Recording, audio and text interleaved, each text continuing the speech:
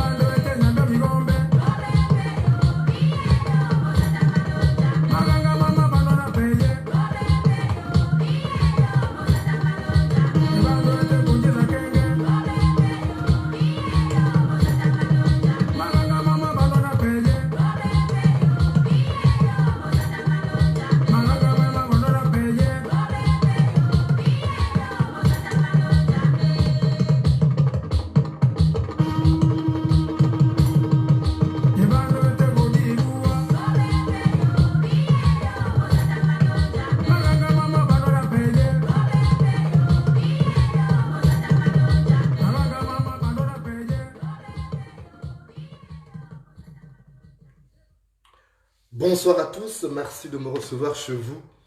J'espère que vous avez passé un excellent week-end et que vous entamerez aussi cette semaine dans de bonnes conditions, même si la joie n'est plus d'actualité au Gabon. Le Gabon, Kali Bongo et ses amis nomades ont transformé en pandémonium à cause de la gabégie et de la dictature féroce qui sévit dans ce petit pays depuis 2009.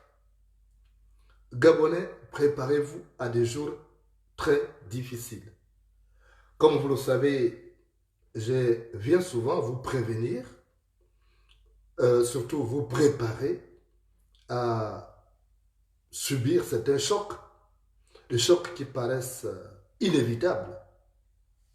Et souvenez-vous, je vous avais dit que le Gabon pourrait connaître la dèche noire que connaît Haïti aujourd'hui. Pour ceux qui suivent l'actualité internationale, ils savent qu'Haïti est devenu un pays ingouvernable. Haïti est devenu un pays ingouvernable à la suite non seulement des cataclysmes naturels qui ont été enregistrés là-bas, mais de manière successive, mais aussi à cause de la mauvaise gestion. Et le Gabon s'est inscrit justement dans cette logique-là. Ali Bongo et ses amis sont en train de mener le Gabon sur la voie empruntée par Haïti. Comme vous le savez, la Caisse nationale de sécurité sociale, CNSS, est en faillite à cause de la gabégie orchestrée par le régime d'Ali Bongo. Certes, sous Omar Bongo, on a connu la gabégie à la CNSS, mais la situation était quand même viable. Mais sous Ali Bongo, au lieu de voler avec la cuillère, on vole avec la pelle. Conséquence, on a tué la poule aux œufs d'or. On a tué la poule aux œufs d'or. Ça signifie que les milliers de Gabonais qui travaillent pour la CNSS vont se retrouver au chômage. Des personnes qui dépendent de ces travailleurs vont aussi connaître la dèche noire. Comme vous le savez, en Afrique où on a la famille nombreuse, c'est souvent difficile d'échapper à la misère lorsque le seul pourvoyeur d'argent dans la famille se retrouve au chômage. Et c'est ce qui va se passer. Il y a d'autres entreprises qui vont suivre. Pour dire vrai, il n'y a plus d'argent aujourd'hui dans les caisses de l'État. Il n'y a plus rien. Jusqu'à un passé récent, le régime d'Ali Bongo fait dans du saupoudrage. Il faisait dans du saupoudrage.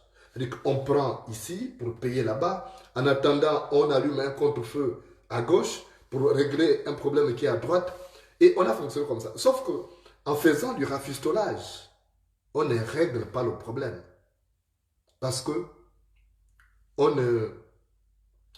vous savez vous-même que rafistoler la calebasse, c'est en augmenter les trous. Rafistoler la calebasse, c'est en augmenter les trous. Préparez-vous à des jours difficiles.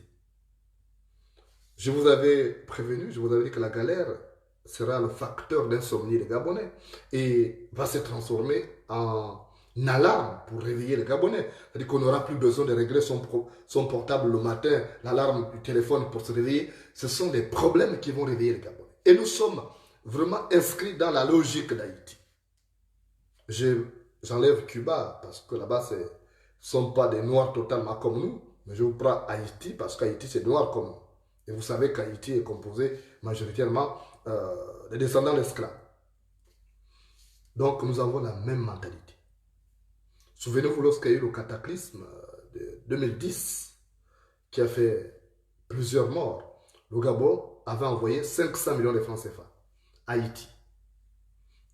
Bon, Ali Bongo a été critiqué, mais moi, j'étais d'accord avec lui parce que lorsque un frère est dans des difficultés, on doit poser notre main fraternelle sur son épaule.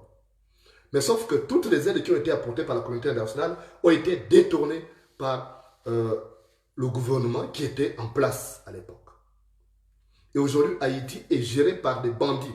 Il y a des gangs. Allez sur YouTube. Vous allez voir, vous cliquez Haïti et vous allez voir aujourd'hui qu'Haïti est géré maintenant par des gangs.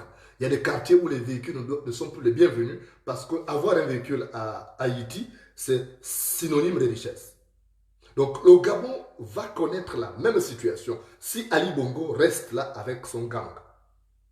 Et j'ai vu qu'Alain-Claude Bilibinze, ces perroquets aux ailes mazoutées, fait la fine bouche en disant que le gouvernement gabonais n'a pas à recevoir des injonctions du Fonds monétaire international. Super. Mais c'est le même Fonds monétaire international qui est pourvoyeur d'argent au Gabon. C'est le FMI qui donne l'argent au Gabon. C'est le FMI qui a même maintenu ces régimes en place. Parce qu'une fois qu'il y a cessation de paiement, Ali Bongo ne pourra plus.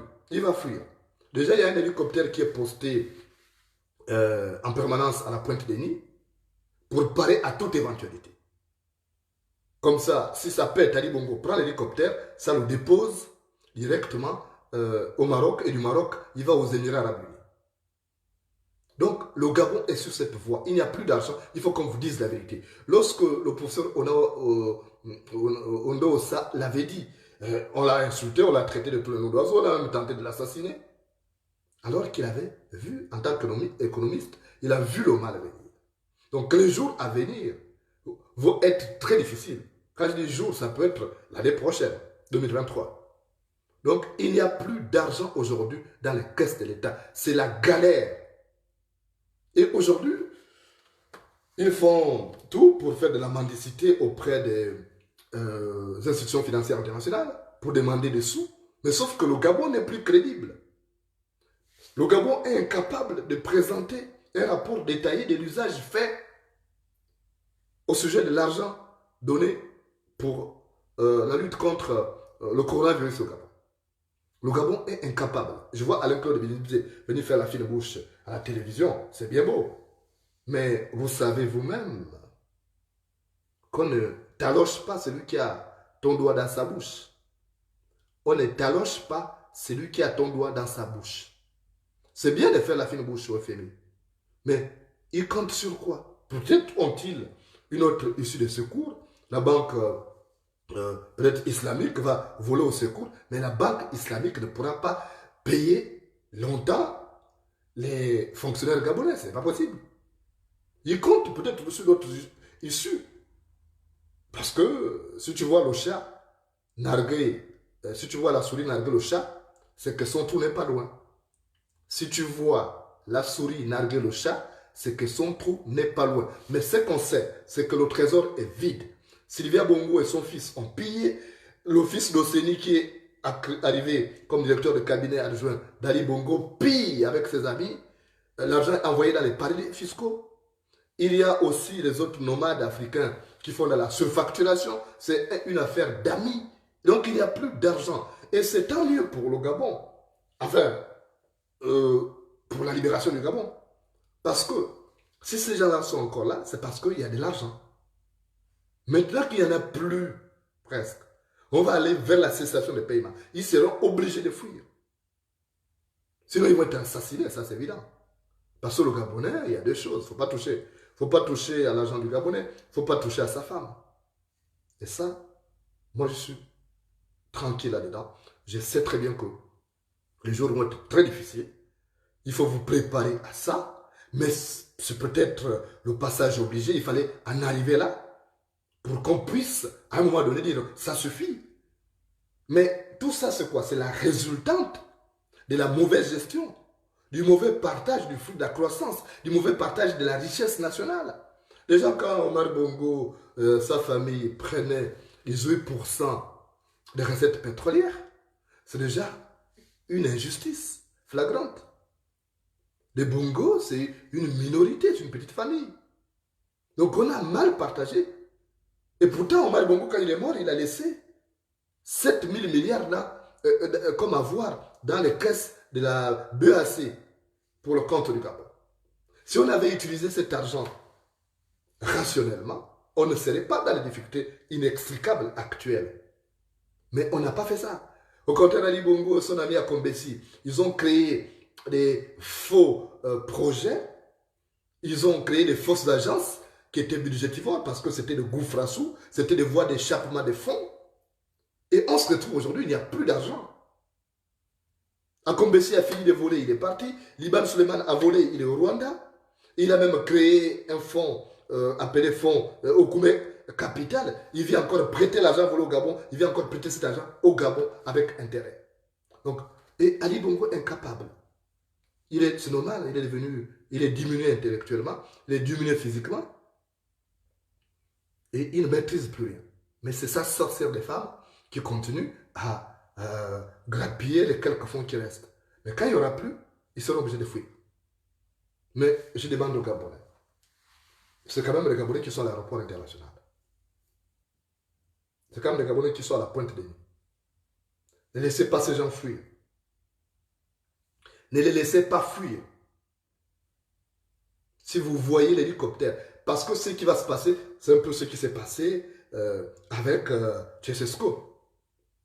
Quand la population est allée envahir le palais présidentiel, sa femme et lui ont pris l'avion, ont pris l'hélicoptère, ils sont sortis par l'hélicoptère, parce qu'il y a toujours une place, même à la présidence de la République, il y a une place, là-bas des secours, où l'hélicoptère peut se poser et le président décolle. Donc c'est ce qui risque d'arriver au Gabon. Alors, il nous faut sur le patriotisme. Il ne faut pas laisser ces gens-là sortir. Si vous apprenez que il faut tout bloquer, ils doivent rendre des comptes. Parce que s'ils le fuient, il y a des pays où il n'y a pas d'accord de coopération en matière sur le plan judiciaire. Donc si ces gens-là s'en vont, nous n'allons plus les rattraper. Et une chose sûre, c'est qu'aussi longtemps qu'ils seront là, ils ne seront plus crédibles aux yeux du FMI ou de la Banque mondiale. Parce qu'ils sont déjà fichés comme des détourneurs de fonds publics. Vous avez vu, c'est procès des biens mal acquis qui a repris en France. Mais les Bongos ne sont pas... Quand je vois les Gabonais, les pédégistes, appeler encore un moribond comme Ali Bongo à se présenter, alors qu'Ali Bongo n'a presque plus toutes ses facultés, c'est pas parce qu'il fait les broufs là, c'est un jeu, c'est leur guignol, c'est leur mascotte. Mais on ne peut plus. En fait, c'est punir le Gabon. Donc, il faut qu'on arrive jusqu'à cette situation de cessation de paiement. Et comme ça, les gens vont se réunir. Mais moi, j'ai pitié des gens de la CNSS. On ne peut pas avoir cotisé pendant toute la vie. Et puis, l'argent, c'est trop facile. On a eu ça avec la Poste Banque. Les gens ont versé leur argent là-bas. Et après, Poste Banque a fermé. Plus rien. Mais c'est trop facile, ça.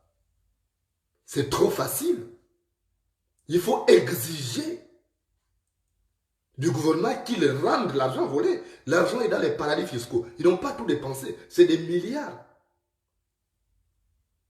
C'est des centaines de milliards qui sont planqués dans les paradis fiscaux. Il faut exiger du gouvernement qu'il ramène cet argent. Des gouvernants. Mais sinon, il faut des émeutes. Il faut rendre le Gabon ingouvernable. Il n'y a que ça pour nous sauver de cette situation.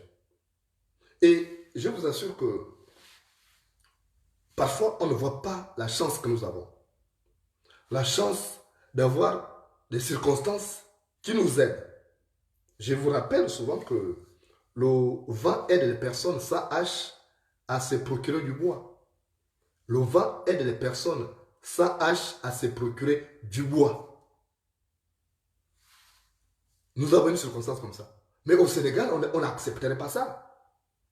Ça ne peut pas se passer au Sénégal. Mais nous, on accepte tout. Je vois j'ai plein de messages. Vous savez, ce téléphone, il est plein ce numéro du balcon. Je vois des messages isolés. Désolé, je n'ai pas le temps de répondre à tout le monde par rapport au problème de telle société. Parce que même si les activistes ferraillent de leur voix et de leur plume contre les difficultés que traversent ces entreprises-là, il n'y aura plus rien. On ne va pas régler les problèmes. Pour régler le problème du Gabon, il faut chasser des Bongos. Le régime qui est en place en ce moment-là, il faut le balayer. Il n'y a que ça. Et quand il y aura des nouveaux gouvernants, les institutions financières internationales vont encore faire confiance quand même en disant nous allons leur faire confiance sur la base de la bonne foi. Ce nouveau président, on dit, on essaie de prêter l'argent au Gabon. Et après, voir un peu l'échelonnement de la dette et s'il y a une possibilité même d'annuler complètement la dette. On peut en arriver. Mais ça ne se fera pas sous les Bongos. Ça ne se fera pas sous les Bongos. les jours à venir vont être difficiles. Je vous promets. Il y aura davantage de braquages. Ça, faites attention. Ne sortez pas de chez vous avec les artifices qui peuvent attirer les bandits. Il y aura davantage de braquages. Des braquages sanglants. Ça, il faut vous préparer à ça. Et quand vous sortez, évitez d'avoir des artifices qui peuvent vous amener des problèmes. Vous savez, il y a un proverbe qui dit que si tu as comme ennemi le vautour, n'attache pas les intestins autour de la tête avant d'entrer dans la forêt. Si tu as comme ennemi le vautour, n'attache pas les intestins de la poule sur la tête avant d'entrer en forêt. Donc, vous allez vous retrouver dans cette situation. Vous enregistrez cette vidéo et dans un avenir plus ou moins proche, vous allez dire, ah, il avait dit ça. Même si je ne suis plus de ce monde, puisque moi j'ai eu 24 heures renouvelables. Mais je viens vous prévenir, les jours vont être difficiles. Le Gabon va rentrer dans une période difficile. Maintenant, qu'est-ce qu'ils vont faire? Puisqu'ils comptent sur les amis, ils comptent sur les amis qu'ils ont à l'extérieur, ils vont faire quoi? Ils vont créer des situations qui vont être dilatoires. Ils vont utiliser des méthodes dilatoires, même pour les élections. Ils peuvent ne pas organiser des élections parce qu'il n'y a pas d'argent pour organiser des élections. Pour organiser l'élection présidentielle, il faut avoir des moyens. Donc, ils sont capables d'instaurer des méthodes dilatoires pour repousser l'échéance afin qu'ils puissent rester encore là, grappiller le peu qui va rentrer. Parce que même le pétrole, ils le vendent souvent sur une longue durée, en avance. On l'a vu en 2016, en juin, entre juin et juillet 2016. Le ministre du pétrole à l'époque, Etienne Ngoubou, Magloire Gambia, Liban Suleiman et Meksa Kombesi est allé à Genève pour vendre le pétrole du Gabon pour une durée de 4 ans. Donc, vous imaginez donc de 2016 à 2020 pratiquement, le pétrole était déjà hypothéqué. Parce que l'argent avait déjà été perçu par ces régimes. Comment vous pouvez vivre comme ça? Même vous-même, vous ne pouvez pas vivre comme ça. Vous travaillez quelque part, mais vous allez prendre déjà des engagements chez le boutiquier. Vous prenez sur un an, donc tout votre salaire, quand ça vient, ça va directement là-bas. Mais vous n'allez pas vous en sortir. Vous n'allez pas vous en sortir. Et c'est ça qui guette le Gabon. Demain, ça va être difficile. Si vous avez quelque chose, essayez de gérer ça de manière parcimonieuse. Ceux qui ont encore un peu de boulot, qui ont encore un peu de salaire, gérez de manière parcimonieuse. Ceux qui ont des villages encore, pensez à avoir des plantations. Là, nous sommes on entre déjà en période de saison sèche. On me dit qu'il pleut encore au Gabon. Bon, je sais qu'il y a des règlements climatiques. Moi, ça fait 7 ans que je suis parti de là-bas. Beaucoup de choses se sont accentuées. Mais pensez à répartir au village, faire vos plantations. Quitte à avoir des gens qui peuvent les entretenir. Parce que ça va être difficile. Ça va être, je peux vous prévenir. Haïti, aujourd'hui, c'est la galère. Le problème avec nous, les Gabonais, c'est qu'on n'aime pas souvent se cultiver. On n'aime pas se cultiver. Il y a des choses, on ne voit pas ce qui se passe chez les autres. On n'essaie pas d'instaurer des similitudes. Même quand vous voyez Ali Bongo. Mais la fin d'Ali Bongo est similaire à celle de Mobutu. Il était l'un des fans de Mobutu. Mais la fin d'Ali Bongo, c'est similaire à celle de Mobutu. Mobutu, il avait déjà un cancer. Il y a eu une rébellion qui est apparue. Il était affaibli. J'ai même sa lettre où il a écrit au président français pour dire que je ne veux pas me battre cette fois-ci. La rébellion va rentrer, on veut me chasser, je vais partir. Et il a fui pour aller au Maroc. Et son corps est encore là-bas. Et c'est ce qui va se passer avec Ali Bongo. On n'aura pas le corps d'Ali Bongo au Gabon. Ali Bongo va fuir. Sauf s'il fait un arrêt cardiaque au Gabon, ça on l'aura. Mais dans le cas échéant, son corps ira reposer aux Émirats Arabes Unis. Il a payé avec Akombesi, ils ont payé de somptueuses villas là-bas. Parce qu'ils ont déjà préparé ça. Maintenant, le problème, c'est que c'est nous, les Gabonais, qui restons, qui allons être dans des difficultés inextricables. C'est pourquoi on a dit aux gens, il faut abréger cette misère. Mais il faut accentuer le combat. Il faut qu'il y ait une synergie au niveau des syndicats. C'est important maintenant.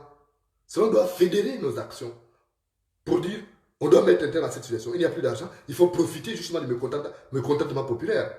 La plupart des régimes ont été balayés à partir des mécontentements populaires. Lorsque la masse populaire n'accède plus à ses besoins prioritaires, alors là, on chasse les dictateurs. Il faut tout faire pour que ces régimes ne fassent pas une sorte d'iniquité qui consistera à payer uniquement les militaires. Parce que, connaissant le Gabonais, si le militaire est toujours payé, ça ne doit pas le concerner. Mais lorsque ça touchera les militaires, à partir de ce moment-là, ils ne vont plus se reconnaître, ils ne vont plus obéir aux ordres. Et moi, je souhaite qu'on en arrive là maintenant et qu'on en finisse avec ces régimes. Mais en attendant, il y aura des jours difficiles, des jours très difficiles qui vont arriver. Parce que les gens ne vous disent pas, oh, ça va, on gère, ça ne va pas.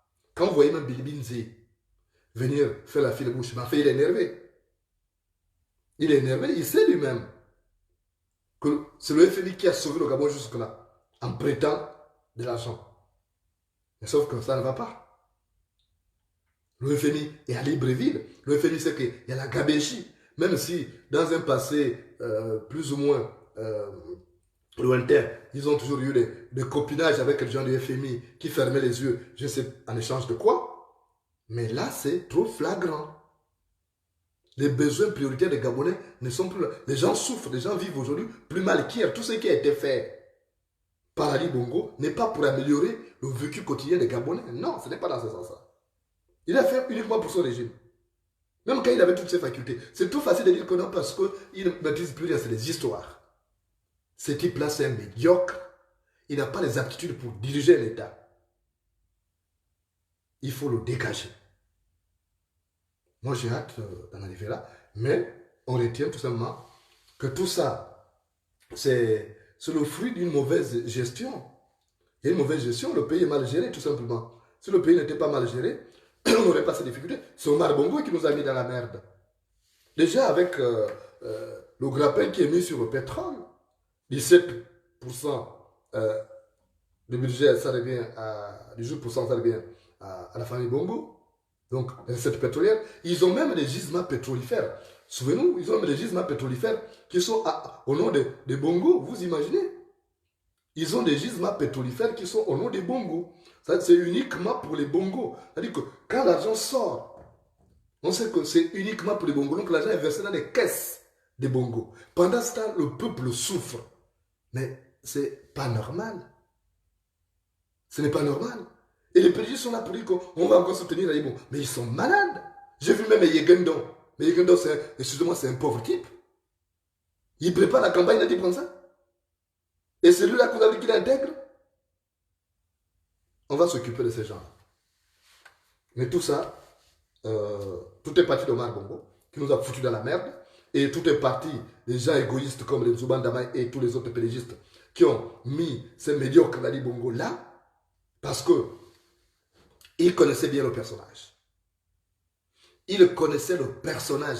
Ils savaient qu'Ali Bongo ne serait pas un bon président parce que même du vivant d'Omar Bongo, quand il était ministre, ce n'était pas un bosseur, je vous assure. En plein conseil des ministres, il était toujours là avec ses jeux comme un gamin. Avec le dernier téléphone, le dernier jeu de PlayStation, comme un enfant. Pendant qu'on parlait, lui, il était là. Mais c'est ahurissant. Il ne prenait même pas la parole pour participer au débat. Et comment vous pouvez prendre un guignol comme ça pour en faire président? Il y a un problème. Il y a vraiment un problème parce que là, tout est parti de là. Tout est parti de là, la bêtise est partie de là. On a fait entrer dans notre escarcelle, on a fait entrer une bête qui est venue nous dévorer.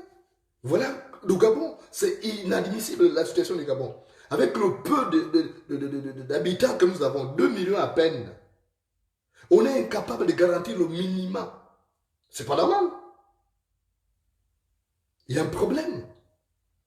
Il y a des pays comme la France, ce sont 5 millions d'habitants. Mais des gens qui ne travaillent pas. Il y a quand même ce qu'on appelle des amortisseurs sociaux. On leur donne un peu de minimum. Et vous voyez aujourd'hui, vous avez suivi le discours de Mélenchon. Je souhaite même qu'il ait la majorité au deuxième tour. Mais vous avez vu que Mélenchon parle même d'augmenter le SMIC à 1500 €. Donc 1 million de francs CFA. Vous imaginez, vous êtes assis, mais vous avez 1 million de francs CFA. La France, c'est 65 millions d'habitants. Mais le Gabon, c'est 2 millions d'habitants. On est incapable de prévoir des amortisseurs sociaux pour régler le problème. Ils sont contents de voir les gens souffrir, galérer. Et vous pensez que les gens comme ça méritent de diriger le Gabon? Mais non. Parce qu'ils ne sont pas Gabonais, ce sont des nomades. Ils viennent pour piller et puis ils vont investir ailleurs. Mais ce n'est pas normal. Et après, on vous demande à vous qui galérez de vous mettre à l'ordre de bataille pour soutenir les Bongo. Non. Si les chiens s'accouplent, ce n'est pas aux hyènes de trépigner. Si les chiens s'accouplent, ce n'est pas aux hyènes de trépigner. Donc, pédégiste, aujourd'hui, ce combat dépasse les frontières des partis politiques. C'est un combat républicain. Commencez par participer à détruire ces régimes-là de manière définitive pour que nous puissions apercevoir le bout du tunnel. Il n'y aura pas d'amélioration avec les bongos, ce n'est pas possible. Il n'y aura rien. Tant que les bongos seront là, vous ne vivrez pas en paix au Gabon. Je dis vous parce que moi je suis à l'extérieur. Mais vous qui êtes au Gabon, ça va être difficile demain. Préparez-vous à des jours difficiles, très difficiles même. Tout est parti de nos propres bêtises, de notre mercantilisme. Tout est parti de notre égoïsme. On a pensé en 2009, on a pensé qu'à nos intérêts. Mais on n'a pas pensé à l'intérêt supérieur de la nation. Aujourd'hui, l'intérêt supérieur de la nation doit nous amener à nous désolidariser de ces régimes, à œuvrer pour le détruire. Je vous ai dit souvent que si un serpent s'enroule autour d'une calebasse, il n'y a pas d'autre moyen que de casser la calebasse. Si un serpent s'enroule autour d'une calebasse, il n'y a pas d'autre moyen que de casser la calebasse. Pour sortir de là, il faut ça. Sinon, on devient ridicule. On devient misérable. Regardez, on vous parle des Gabonais qui ont... Évidemment, il y a des Gabonais à l'extérieur qui souffrent maintenant. Les Gabonais vont, dans la galère qui va venir, les Gabonais vont de plus en plus prendre le chemin de l'étranger. D'autres vont prendre les embarcations, les pirogues. Alors que c'était inimaginable il y a 15 ans en arrière que les Gabonais allaient être des exilés économiques à l'étranger. C'était inimaginable. C'était des choses qui, au-delà des mots pour les exprimer, restaient inimaginables. Or là, on est sur cette voie-là. Ce qui est choquant, c'est qu'on voit les gens détruire le pays. Mais il y a les Gabonais qui sont là. Parce qu'eux, ils ont le minimum. Regardez un type comme Oligui. Mais c'est un pauvre type. C'est un pauvre type. Il ne peut pas avoir un socio de partition politique. Ça suffit comme ça. On dégage ça. Tous les autres ailleurs, tous ses collègues ont sifflé la fin de la récréation ailleurs. Mais ces rigolos n'arrivent pas à prendre ses responsabilités. Mais on fait quoi avec ça là? Avec des ordures comme ça? Rien. Parce que le tronc de bananier ne sert pas de bois de chauffage. Mais tout est parti du mauvais casting qui a été fait en 2009. Mauvais casting. Si Ali Bongo s'était lancé dans le projet qui disait « Je ne serai heureux que lorsque les Gabonais seraient heureux », mais on n'aurait pas de problème aujourd'hui. Si chacun avait le minimum, puisqu'on ne demande pas plus, on demande juste le minimum, que chacun puisse se loger décemment, puisse se soigner décemment, puisse envoyer ses enfants à l'école. Aujourd'hui, tous les acquis sont détruits. On dirait que c'est un diable qui a été porté au pinacle uniquement pour détruire le Gabon. Quand vous regardez Ali Bongo, il n'y a pas d'autre explication.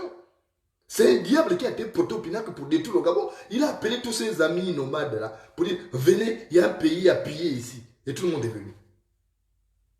Et il a écarté les enfants gabonais. D'où le mécontentement qu'on c'est absolument mal. Parce que qui nourrit les chiens du voisin mécontente les siens. Qui nourrit les chiens du voisin mécontente les siens. Donc vous avez un diable qu'on a fabriqué président pour venir détruire le pays et pour faire maintenant des Gabonais, des pauvres airs, des exilés économiques. Mais ça, c'est une mauvaise erreur. Si on avait géré, disais-je, le patrimoine qui avait été, ne serait-ce que les 7 000 milliards qui étaient restés à la Banque des États de l'Afrique centrale, mais on n'aurait pas eu ces difficultés-là. Mais ça a été mal géré, tout simplement.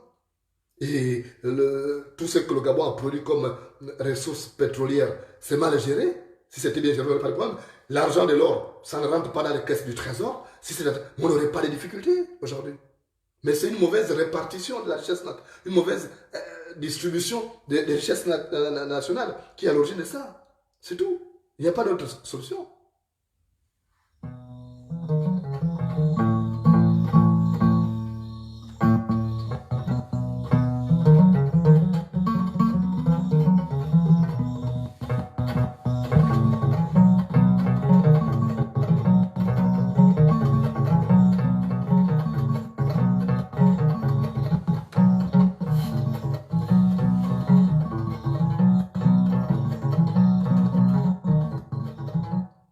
Je vous disais que c'est une mauvaise répartition, un mauvais partage du fruit, de la croissance qui est à l'origine de ça. Parce que si Omar Bongo avait laissé les choses, celui qui a foutu le bordel, si Omar Bongo avait fait les choses correctement, on ne serait pas dans ça.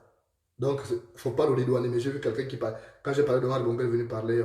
Oh non, laisse Omar Bongo tranquille. Mais celui qui nous a foutu dans cette merde, parce qu'il a placé son rejeton qu'il savait paresseux sur tous les plans, il a placé là. Il savait que ce type-là n'était pas bon. Mais il a placé quand même là pour en faire président. Parce qu'il a déjà mis au poste de ministre de la Défense. Donc, tout est parti de là. Le mauvais casting qui a été fait, le mauvais partage du flux de la croissance. Mais justement, c'est Omar Bongo qui est derrière. On ne peut pas dire qu'Omar Bongo ne connaît pas, n'est pas responsable de cette situation. Non, celui qui a adopté Ali Bongo, s'il n'a pas adopté Ali Bongo, est-ce qu'on aurait des difficultés actuelles? Non. Et tout est parti de là. Je vais vous raconter une petite histoire qui va vous faire réfléchir un peu. J'espère que les mathématiciens sont connectés là. Quand on fait mal les calculs de l'héritage, souvent ça produit ce que ça produit au Gabon là. Dans un village, il y avait un homme. Il y avait un homme qui avait 3 enfants. Retenez ça. Il y avait un homme qui avait 3 enfants. Et après, cet homme est tombé malade. Quand il est tombé malade, il a commencé à s'inquiéter. Et il a dit, si je meurs, il faudrait bien que mes enfants aient quelque chose. Mais lui, il n'avait rien, il n'avait pas de richesse.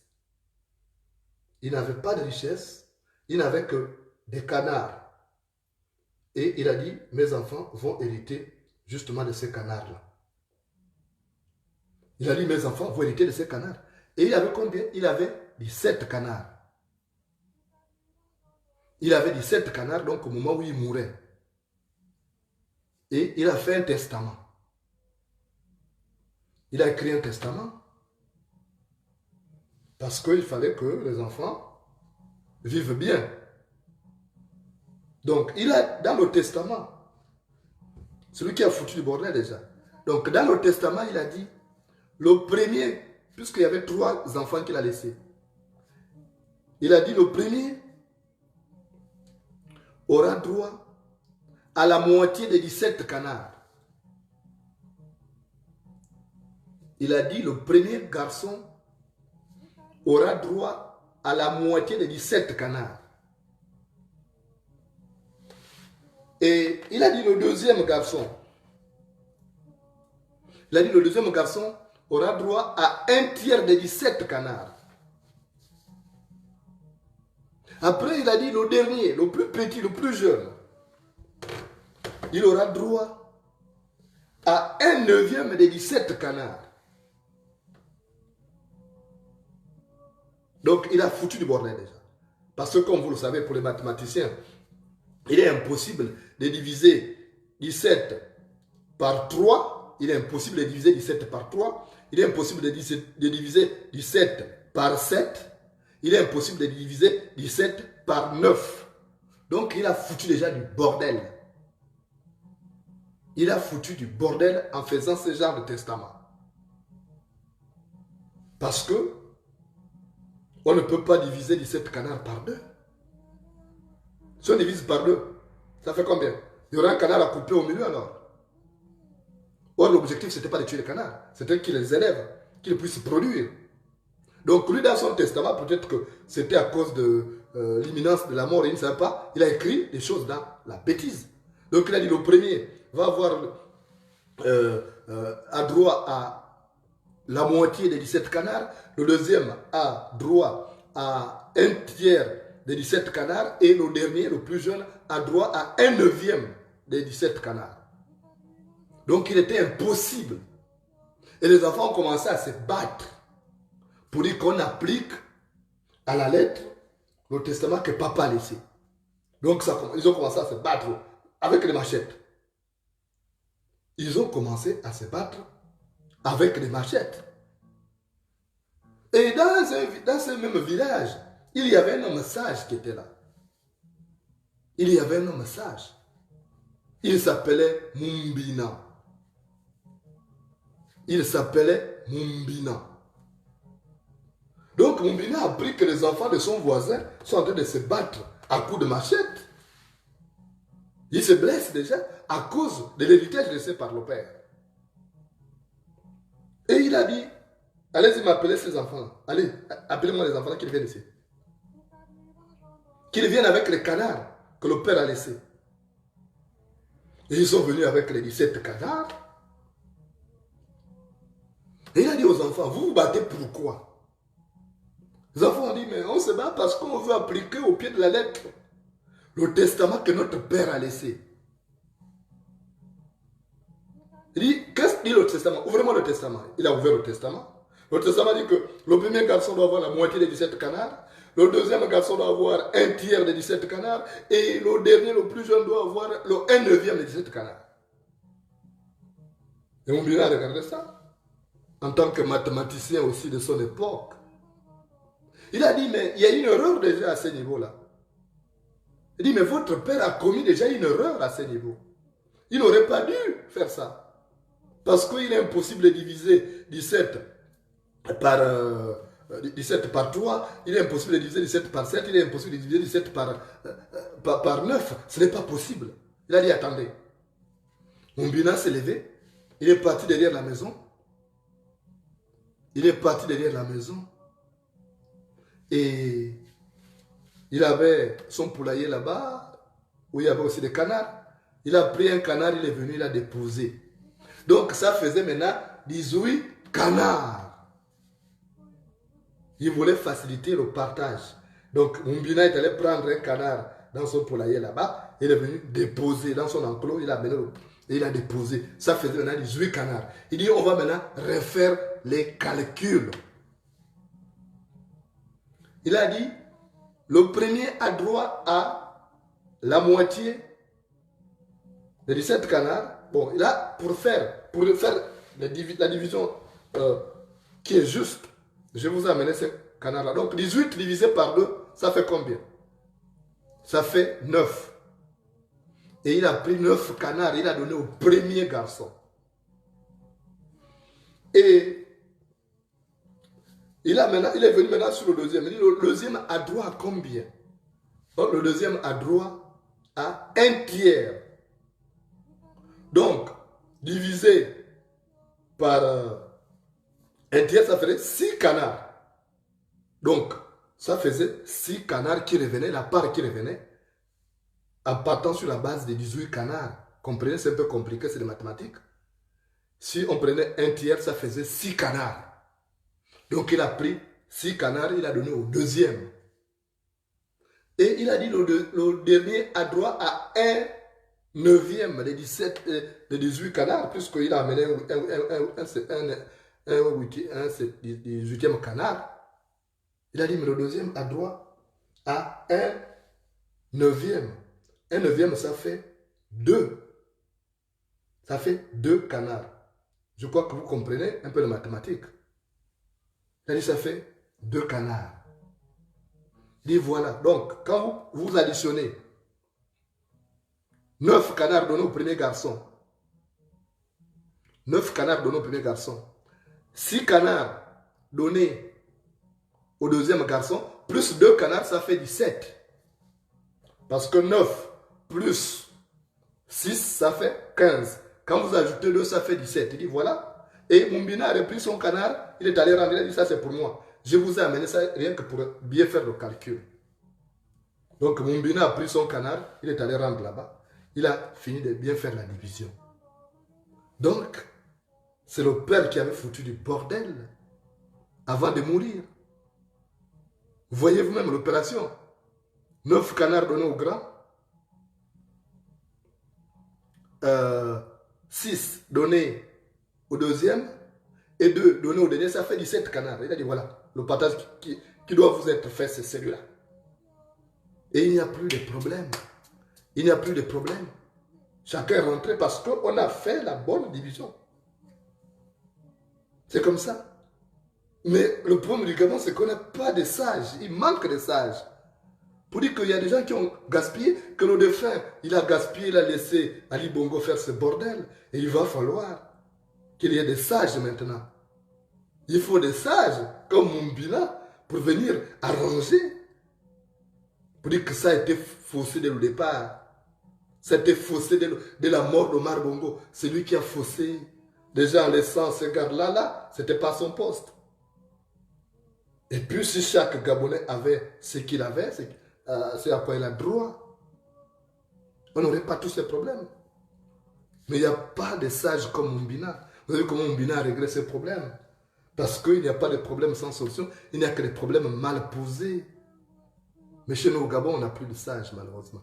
Comme c'est dommage. Alors, comme il n'y a plus de sages, on va casser tout ça. On va dégager ça. Et la galère qui arrive, la galère maximale qui arrive, c'est un facteur qui doit nous aider à nous débarrasser de ces oripeaux et puis de passer à autre chose. Mais préparez-vous à des jours difficiles. Ça va être ça. C'est normal. L'incision de l'abcès fait mal, mais elle guérit. L'incision de l'abcès fait mal, mais elle guérit. C'est comme la dent. Quand elle pousse, elle fait mal. Mais après, on mange avec ça. Quand la dent pousse, elle fait mal, mais après, on mange avec ça. C'est ce qu'on doit faire. Tenez bon. Serrez les ceintures. Ça va aller.